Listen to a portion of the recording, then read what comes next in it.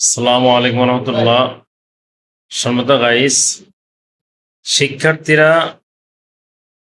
এহসানুল মিলনের বিরুদ্ধে আন্দোলন করতেছে। তারা আন্দোলন করে এই কারণে পানি দিয়ে তারা পরীক্ষা দিতে আসতে পারবে না। তো তারা তারা পানি দিয়ে কিভাবে আন্দোলন করে?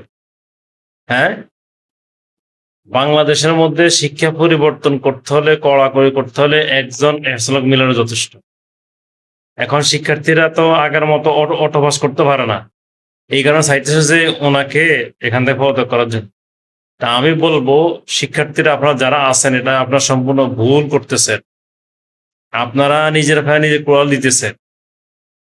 এহসানুল মিলন উনি একজন ভালো মন্ত্রী এবং ভালো একজন জ্ঞানী লোক। উনি পুরা ইনশাল্লাহ শিক্ষা ব্যবস্থাকে পরিবর্তন করে দিবে, উনি পারবে ইনশাল্লাহ। আর আপনাদের অন্তর কম্পন ধরে গেছে, যদি উনি যদি এই শিক্ষামন্ত্রী যদি থাকে, আপনাদের পাস করতে অনেক কষ্ট, কারণ আপনারা তো পড়েন না। সারাদিন স্যার মোবাইলে টিভি আর ঘুরেন না রিলিয়া। এই কারণে আপনাদের সমস্যা এখনো নেই, আপনাদের এখন চোখের কাটা হয়ে গেছে, কারণ আপনারা প্রেম প্রীতি করতে পারবেন না, ওই রাত্রে হলে মোবাইলও দেখতে পারবেন না। এই কারণে বলি যে একজন এহসানুল মিলন উনি পারবে বাংলাদেশের পুরা শিক্ষা ব্যবস্থাকে পরিবর্তন করতে। আপনারা আন্দোলন করেন, ফাও ফাও ফাও ফাও আন্দোলন করেন, কোনো ফায়দা নেই, কোনো লাভ নেই, বুঝছেন? আপনাদেরকে বলি, আপনারা ঘরে চলে যান, যা পড়ালেখা করেন। আপনারা ফানি দিয়ে পরীক্ষা দিতে পারবেন না, ফানি দিয়ে আন্দোলন করেন কেমনে?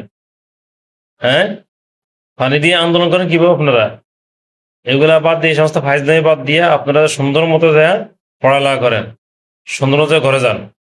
হাসিনার আন্দোলন আর এই আন্দোলন আকাশ পাতাল ব্যবধান, কথা বুঝছেন? আকাশ পাতাল ব্যবধান। আপনারা যা সুন্দর মতো যা ঘরে যা পড়ালেখা করেন, ঠিক মতো পড়ালেখা করে পরীক্ষা পাস করেন। অটো পাস সেই সিস্টেম এখন আর নাই, কথা বুঝছেন?